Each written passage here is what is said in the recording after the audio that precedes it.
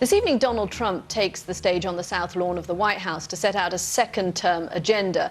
But how does the president thread the needle amid each of the four crises the United States is currently facing? The COVID pandemic, the toll wreaked by Hurricane Laura, the race protests and mass unemployment. Normally, the week of the party convention builds to the president's speech and the formal acceptance of the nomination. But Trump has been seen and heard every night this week. It's been a family affair, a sort of long-running testimonial, themed on law and order and littered with dire warnings of what will follow should Joe Biden be elected. Will we get something different tonight? Let's go to the White House, where Jane O'Brien is watching for us. Jane, Ronald Reagan asked his voters, do you feel better off than you were 4 years ago? Amid all those crises that we've just set out, how is Donald Trump going to persuade them that they are? For a lot of his supporters, they don't need any persuading. The ones I've spoken to say they do feel better off, that he has changed their lives for the better despite the pandemic and, of course, the subsequent crash of the economy. However, what is interesting in the brief excerpts of the speech that we have seen, he is leaving the door open to Democrats who may not feel excited about Joe Biden and any independents out there, whether or not they are, of course, out there, we don't know, to come on board and vote for him. However, Christian, I think we can also expect some fire and brimstone because Donald Trump is all about turning out his base, so I'm sure we'll hear some sparks, literal ones as well, because there's going to be a firework display and protests just outside the White House gates here, attempting to drown out his speech. It's going to be a noisy night. So, Jane, it's the Republicans' week, of course, but the Democrats aren't totally ceding the ground. The Democratic vice presidential candidate Kamala Harris has already given her pre-buttal to President Trump's speech. Let's take a quick listen. Nearly 6 million confirmed cases of the coronavirus. 180,000 lives lost. More than 50 million claims for unemployment this year alone. We need to see and we need to hear what is happening in our country. Kamala Harris talking about the coronavirus. We haven't heard an awful lot about COVID during the course of the Republican convention. Jane, are we expecting the president to address it tonight, the pandemic? It's not something he's dwelling on because that's not what his voters want to hear about, because they want to hear about him reopening the economy.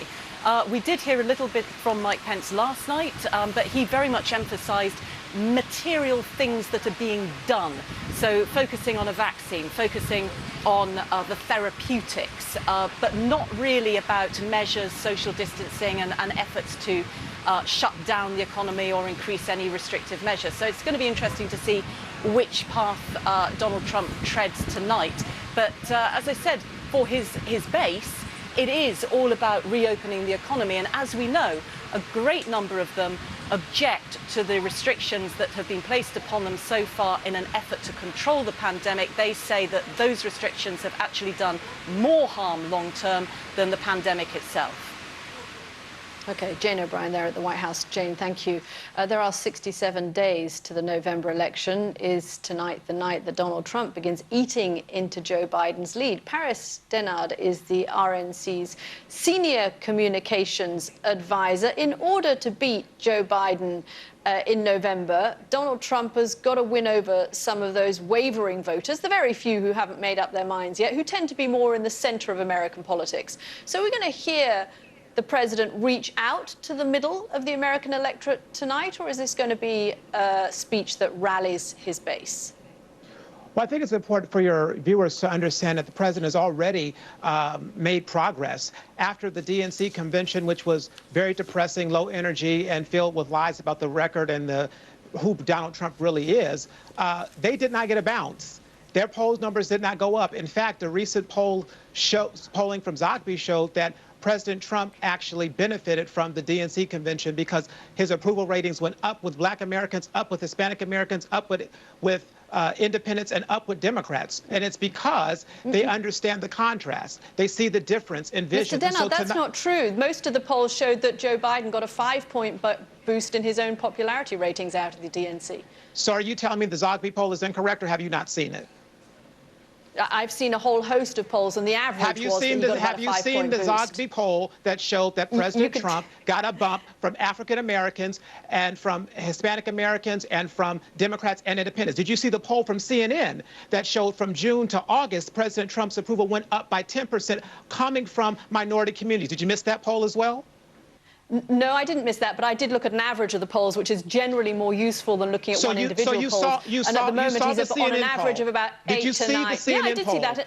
Did you see I saw that, and when you take that into account, Mr. Dennard, when you take the CNN President poll, Trump is doing well and already increasing with independents. You know why? Because President Trump is an inspirational candidate, and Joe Biden is a loser. He has no enthusiasm. Kamala Harris ran for president once, and you know what happened? She lost. And so now she's trying to come back as an opportunist, as a phony, and join in on the campaign. She's already been said, the American people already rejected her once. So President Trump is already leading. He's an effective leader. And here in America, where I live, where people in my community are being hurt by policies of Joe Biden, like the 1994 crime bill that led to the mass incarceration of black Americans, whom he called predators, that's the reality. That's not an enthusiastic message. Independents and moderates are not going to look at Joe Biden and say, oh, yes, let's increase my taxes. Let's defund the police. Let's have open borders. Let's have all these things that are going to make our schools not great for American students. Because you know what? He already said he's going to eliminate charter schools.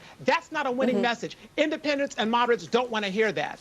Mr. Dennard, I think you've just given us a flavour of what the speech will be tonight. That's quite enlightening. Do you think those African Americans who you say are now coming over to Mr. Trump, do you think they'd like to hear Mr. Trump mention Jacob Blake by name tonight? I think the black Americans want to hear President Trump talk about how he's going to keep the black community safe, because you don't hear that from the Democrats. We need to hear Joe Biden denounce the lawlessness, the riots, and the balloting. Why does he not mention him by name? You know who he's going to mention by name? I hope he mentions Officer Dorn by name. His widow was going to be speaking tonight, Ann Dorn, because her husband, a 77-year-old black man who was a retired police captain, was shot and killed. Why does he not answer? Answer the question. Why does he not name Jacob Blake when he talks about the protests in Wisconsin? So let's just be clear. Have you heard the speech? Do we know if he's going to mention it? Did Joe Biden mention Officer Dorn by name? We've had 3 days of speeches, and neither he nor the vice president have mentioned his name. And it doesn't, you know what? This is the interesting thing about the media. You all are so concerned about rhetoric. The president is concerned about action. Because while after the horrific murder of George Floyd, whom he mentioned by name, which I'm sure you didn't cover, he's the only one that acted here in the United States of America in Washington, D.C. with his executive order on safe police and safe community. When Senator Tim Scott, the only black Republican senator in the Senate, tried to put up his Justice Act, you know what Dick Durbin called it? He called it a token process. That's a racist and bigoted thing. The Democrats blocked it. So the only person that's acted, the only person that's brought about change has been President Donald Trump. And your viewers over there need to know it. He is fighting for the black community. So you can talk about rhetoric all you want. The black community wants to see action. They saw action in Operation Legend. They saw action in his executive order. And they see action every single day. So you can have talk if you want it. I want action. And that's what we're getting from Donald Trump. Mr. Dennard, we are very grateful for your time this evening. You've injected some passion into the top of our programme, which we like. Thank you for being on this evening. Well, the black community is suffering, and we need passion, and we're getting that from Donald Trump. Thank you, sir. Thank you very much for being with us this evening. I heard Kellyanne Conway talking this morning, of course, the president's longtime advisor who's stepping down this week, Kathy, and she was saying that she thinks that the violence in Wisconsin and what she's seen in the last few days plays to the president's hand. Yeah, I mean, it's interesting hearing Mr. Dennard there saying that he has done so much for the African-American community. I mean, actually, you know, Donald Trump is still very far behind in his support amongst African-American voters compared to Joe Biden and the Democratic Party. And I think Kellyanne Conway was putting voice to, in a rather stark way, something that people have suspected all week, that actually the violence in the streets is something that the RNC has been using.